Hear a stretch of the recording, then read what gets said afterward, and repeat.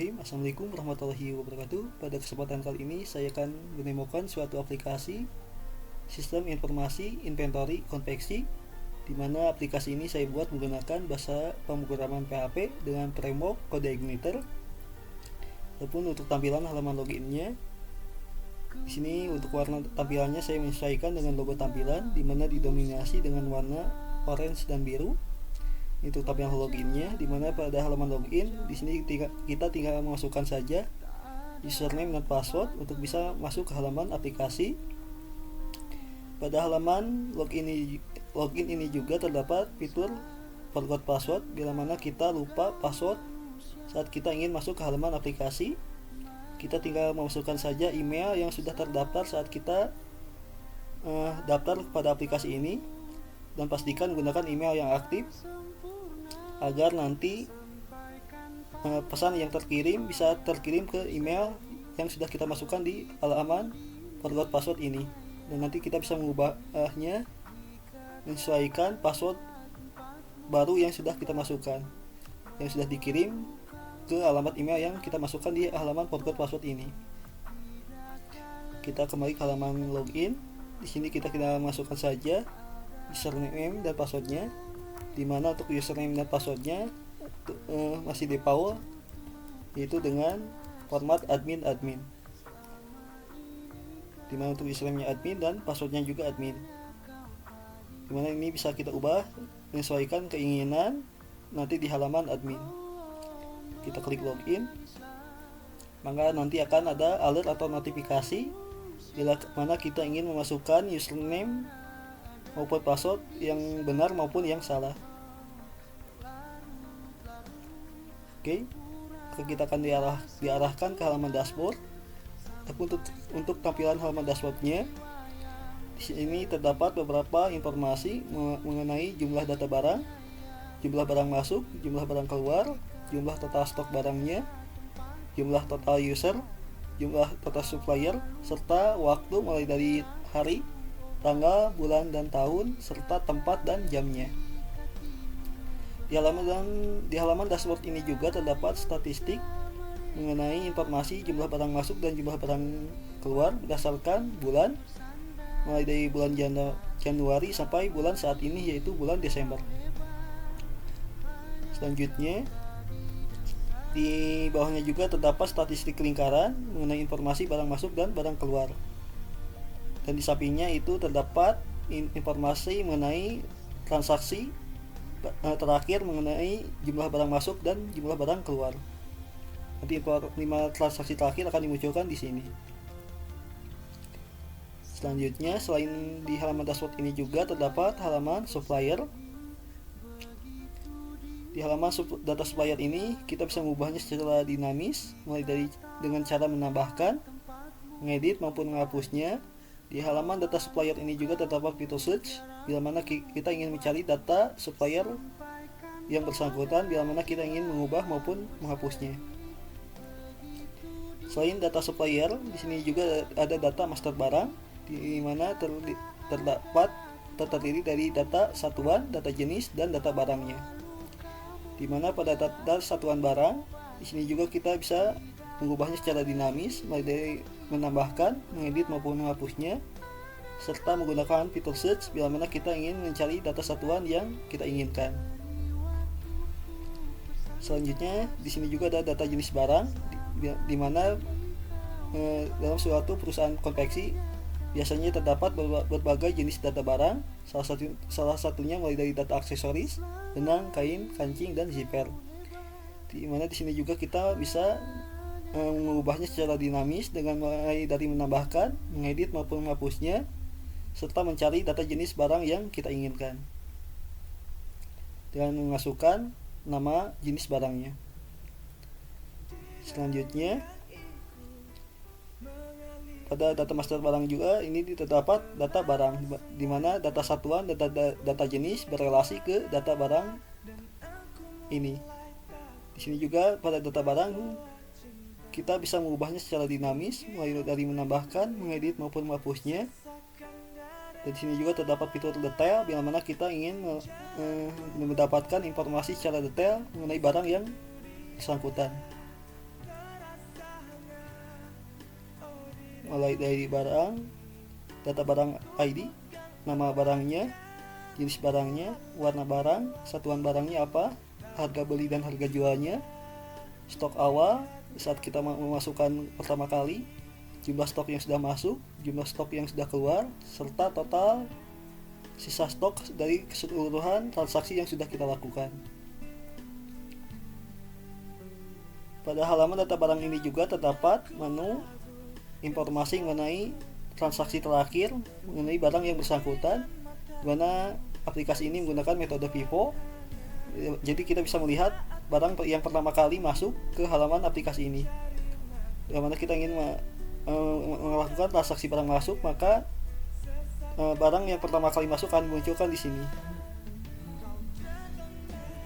Pada data barang ini juga kita bisa mencarinya, menyesuaikan dengan data yang ada pada data tabel. Misalnya untuk jenis barangnya aksesoris, di sini kita bisa mencarinya dengan klikan aksesoris, maka akan muncul berdasarkan data barang yang kita cari di fitur search ini. Selain pada data master barang, di sini juga ada data transaksi, di mana terdiri dari data barang masuk dan barang keluar, data barang keluar.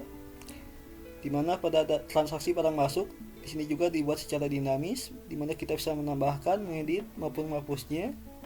Serta di sini juga kita bisa mencari data barang masuk, menyesuaikan dengan apa yang sudah kita masukkan ke halaman data barang masuk ini. Di tambah data barang masuk, kita tinggal memasukkan tanggal transaksinya, nama barang yang kita cari. Di sampingnya akan muncul detail mulai dari gambar, nama barang, stok, dan warnanya. Setelah kita bisa memilih data supplier yang sudah kita inputkan, ada data supplier, tinggal pilih saja. Selanjutnya di sini juga kita bisa memasukkan jumlah barang masuk yang ingin kita masukkan. Di sini juga kita bisa mengubahnya, mulai dari tanggal transaksinya, nama supplier, serta jumlah barang yang kita masukkan. Bila mana kita salah saat kita memasukkan pertama kali, kita bisa mengubahnya kembali ke di halaman edit atau ubah data barang masuk ini. Begitupun pada data barang keluar, di sini juga dibuat secara dinamis, di mana kita bisa menambahkan, mengedit maupun menghapusnya.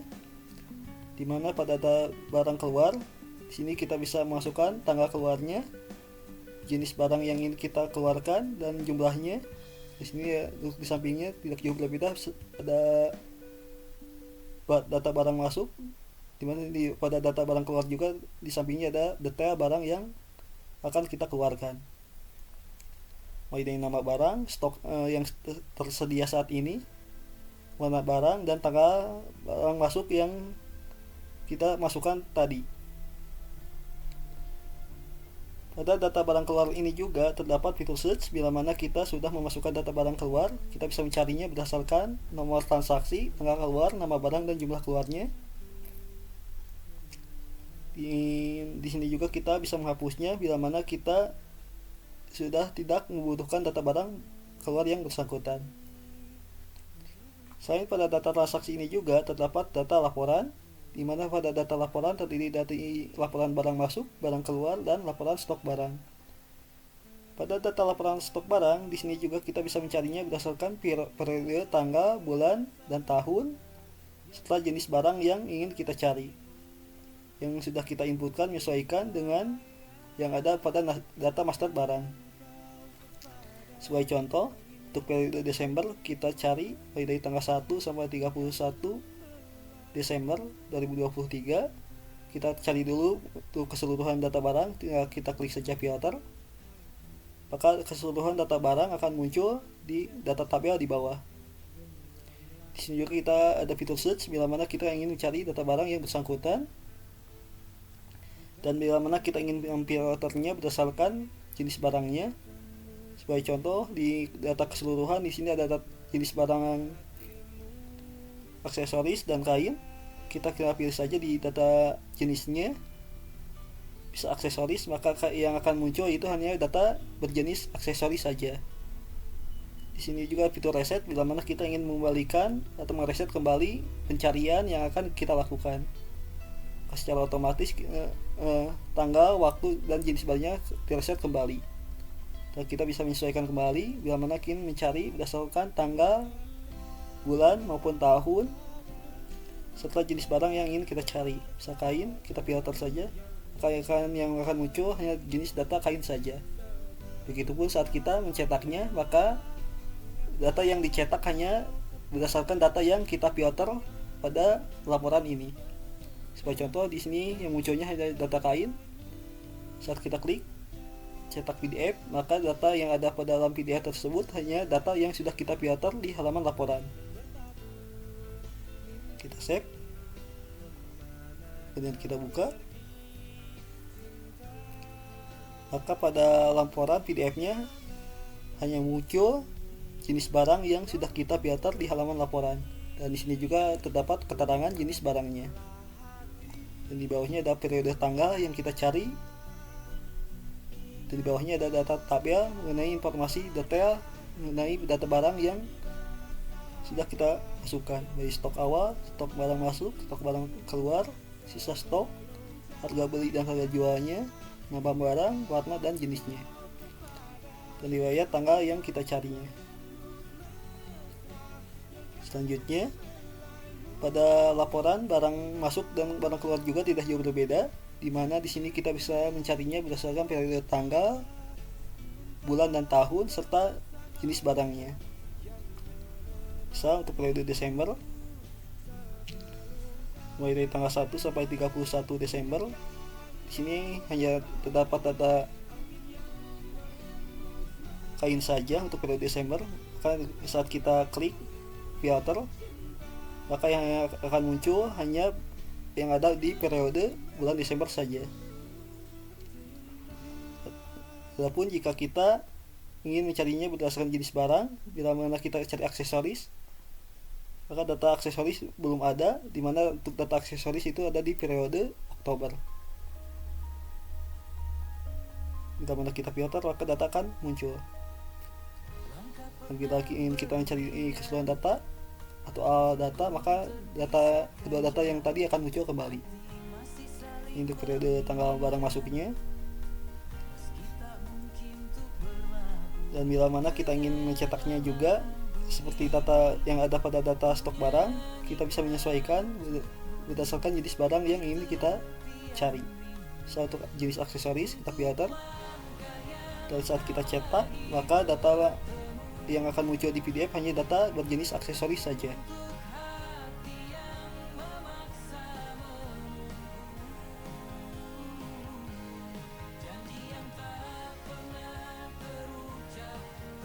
Kita buka. Untuk tampilan halaman laporan dari data barang masuk, di sini ada keterangan jenis barangnya apa serta periode yang kita carinya, mulai dari tanggal 1 Oktober sampai Desember. Dan di sini ada laporan informasi data tabelnya, dari nomor, tanggal masuk, nomor transaksinya, nama supplier, nama barang, jenis barangnya apa, serta jumlah barang masuknya. Begitupun pada laporan barang keluar tidak jauh berbeda. Di sini kita bisa mencarinya berdasarkan periode, tanggal, bulan, dan tahun serta jenis barang yang ingin kita cari. Adapun bila mana kita ingin mencetaknya secara keseluruhan,